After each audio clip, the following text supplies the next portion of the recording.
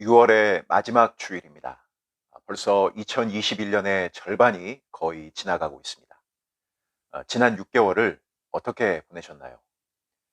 칭찬할 만한 내 모습이 있었던 것도 같은데 부족하고 연약하고 실패한 내 모습들이 더 많이 보일 수도 있습니다. 그러나 어느 노래의 한 소절처럼 지나간 것은 지나간 대로 우리에게 의미가 있습니다. 특별히 주 안에서 살아가는 성도에게는 결코 의미 없는 시간이란 있을 수 없습니다. 지나간 시간의 의미를 돌아보며 또 우리에게 새롭게 펼쳐질 2021년의 남은 6개월을 기대함으로 힘차게 한 주를 출발할 수 있기를 바랍니다. 그럼 오늘 10분 사묵자 시작하겠습니다. 사울이 공식적으로 이스라엘의 초대 왕으로 선출이 됩니다. 그렇다고 이스라엘이 왕정 국가로 가는 과정들이 순탄한 것만은 아닙니다. 25절 말씀을 보면 사무엘이 나라의 제도를 백성에게 말했다라고 되어 있는데 이스라엘의 제도라는 것은 곧 율법을 가리키는 것입니다.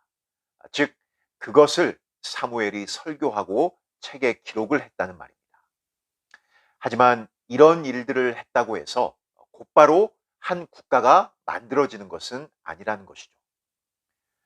오늘 본문 어디를 봐도 일반적인 나라의 틀을 세우는 그러한 모습은 나오지 않습니다. 상식적으로 한 나라의 왕이 세워졌으면 그 왕이 머물 처소를 지어야 하고 또 관료들을 뽑아서 나라를 정비해야 하는데 모든 백성이 각기 집으로 돌아갔다라는 것은 이제 왕정의 틀을 만들어 가야 할 몫이 바로 사울에게 달려 있다는 것을 보여주는 것입니다. 그런데 이 일에 두 가지 반응이 나타나는 것을 볼 수 있습니다. 먼저 26절을 보면 마음이 하나님께 감동된 유력한 자들이 함께 갔다라고 되어 있습니다. 사울과 함께 이제 왕정을 세우는 일을 하려고 그를 따라 나선 것입니다. 이들은 하나님의 뜻을 알았고 이제 그 뜻을 같이 이루어 가고자 하는 그런 사람들이라고 할 수 있습니다. 반면 27절을 보면 어떤 불량배들이 등장합니다. 그들이 보인 행동은 무엇이죠? 사울을 향해 어떻게 이 사람이 우리를 구원하겠느냐 이런 멸시와 조롱 그리고 그런 행동 이후에 예물도 바치지 않았다는 것을 우리가 보게 됩니다. 지금 이 상황들을 우리가 객관적으로 본다면 이들의 빈정거림은 어쩌면 정당한 것인지도 모릅니다. 왜냐하면 지금 사울에게는 어떠한 힘도 있지 않기 때문입니다. 주변 나라의 왕들이 가진 권력이나 혹은 탁월한 카리스마, 어떤 지도력 이런 것도 전혀 보이지 않았다라는 것이죠. 왕이라고 한다면 이런 것들을 분명히 증명해 보여야 하는데 사울이 왕으로 선출된 다음 무엇인가를 조직하고 틀을 잡아서 백성들을 결속하려는 어떤 것들이 전혀 보이지 않았기 때문에 이들은 사울을 의심하고 그를 빈정한 것입니다. 간단히 말해 왕만 덜렁 세워진 것이지 그 다음이 아무것도 없다는 사실입니다. 어떤 대책도 없어 보이기 때문에 과연 이 사람이 우리를 구원할 수 있을까? 이런 탄식이 그들의 입에서 자연스럽게 나오게 되었다는 것이죠. 우리는 여기에서 왜 이스라엘 주변 열국처럼 이스라엘이 왕을 구하는 것이 죄가 되는지를 명백히 확인할 수 있습니다. 지금 사울의 반대편에 섰던 사람들이 가지고 있는 핵심적인 사상은 보이는 힘을 의존하고 싶은 것입니다. 왕 한 사람을 중심으로 결속되어진 힘, 그리고 그 힘을 가지고 외부와 맞서 싸우는 그 능력을 의지하고 싶었다는 것이죠. 그러나 지금까지 우리가 계속 봐왔던 사무엘상에 이어져 온 일관된 흐름, 그 내용이 무엇이었죠? 사울이 이제 왕으로 세워졌지만 하나님께서 그들을 통치하시는 일을 포기하신 것이 아니라는 사실이었습니다. 그래서 왕을 세운 다음에 곧바로 조직된 국가로 가지 않는 것인지도 모른다는 것입니다. 왜 일반적인 나라의 조직과 권력을 형성하는 자리로 가지 않았는지가 이러한 이유로 설명이 될 수 있는 것입니다. 지금 이스라엘 백성들에게 중요한 것은 이제 선출된 뽑힌 왕을 중심으로 그 힘이 모이고 조직을 만들어서 다른 나라들처럼 되어가는 것이 아니라 그 왕을 세우신 하나님께서 모든 힘의 근원이시라는 것을 확인할 필요가 있었다는 사실입니다. 오늘 살펴본 이 부분은 우리 각자에게도 동일하게 물어야 할 중요한 질문입니다. 우리는 어디에 힘을 두고 살아가고 있습니까? 우리의 삶을 돌아보면 우리들 역시 보이는 것에서 힘을 찾고 구하며 살아가고 있다는 것을 부인하기가 매우 어렵습니다. 그러나 신자의 삶은 보이는 것에 근거하지 않습니다.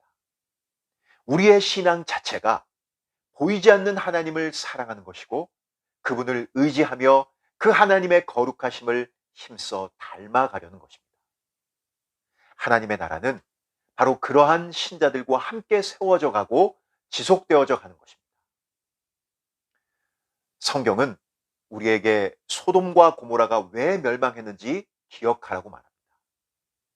또한 노아 시대에 홍수로 노아와 그의 가족 8명을 제외한 이 땅의 모든 사람들이 왜 멸망당하게 되었는지 그 이유를 생각하게 합니다. 성경이 이 두 사건에서 말하고 있는 공통된 사실이 무엇이었죠? 그때에 의인이 없었다라고 말해줍니다. 이 말을 바꿔보면 보이는 힘이 아닌 보이지 않는 하나님을 믿고 의지하며 순종하는 사람이 그때 없었다라는 이야기도 합니다. 오늘날 우리 시대는 눈에 보여지는 것을 참 중요하게 여기는 그러한 시대입니다. 그리고 그것을 자꾸 의지하고 따라가며 그것으로 힘을 삼으라고 부추기는 시대이기도 합니다. 그러나 하나님의 자녀는 무엇을 의지하고 살아야 할지 오늘 말씀을 통해 우리는 분명히 확인하게 됩니다. 비록 아무것도 없었지만 사울의 편에 서서 하나님께 감동된 사람들, 그들이 따랐던 방향처럼 오늘 우리 역시 그런 하나님의 사람으로 이 시대의 흐름이 어떠하든 우리의 환경이 어떠하든 또 내 눈앞에 보여지는 어떠한 것들에 매달리지 않고 하나님 편에 설 수 있는 그런 우리 모두가 될 수 있어야 하겠습니다. 기도하겠습니다. 하나님 우리 아버지 6월의 마지막 주일을 맞게 하시고 하나님을 기쁨으로 예배하며 나아가게 하시고 또 이 시간 우리 중고등부에게 귀한 사무엘상의 말씀을 허락해 주시니 참으로 감사합니다. 오늘 사울이 왕으로 세워진 이후에 그 모습들을 통하여서 보이는 것을 의지하는 사람과 또 보이지 않는 하나님을 의지하는 사람의 모습이 어떻게 나뉘어지는지를 확인했습니다. 하나님, 우리의 삶을 돌아보고 또 지난 2021년 6개월의 삶을 돌아볼 때 보이는 것을 의지하고 따랐던 우리의 어리석음과 죄악됨을 용서하여 주시고 오늘 우리에게 주신 말씀을 다시 한번 마음에 새겨서 우리의 삶이 보이지 않는 하나님을 힘써 따르고 그 하나님을 사랑하고 의지하며 순종하는 그러한 삶으로 나아가야 된다는 것을 기억하여서 이 세상에서 구별된 하나님의 자녀로 설 수 있는 우리 모든 중고등부 학생 또 우리 선생님들 될 수 있도록 은혜를 베풀어 주시옵소서. 이제 6월을 마무리하고 새로운 7월을 시작하며 나아갑니다. 하나님, 새롭게 시작될 2021년의 하반기에도 우리와 동행하여 주시며 매 순간 하나님의 은혜를 경험하며 승리하는 복된 삶이 되게 도와주시고 특별히 공부하는 학생으로서 충성되이 맡겨진 일에 최선을 다해 공부하게 도와주시고 하나님의 자녀된 그 삶을 어디에서든 힘있게 살아갈 수 있는 우리 모두가 되어질 수 있도록 은혜 베풀어 주시옵소서. 한 주간의 삶을 주님께 의탁드리옵고 예수님의 이름으로 기도드립니다. 아멘.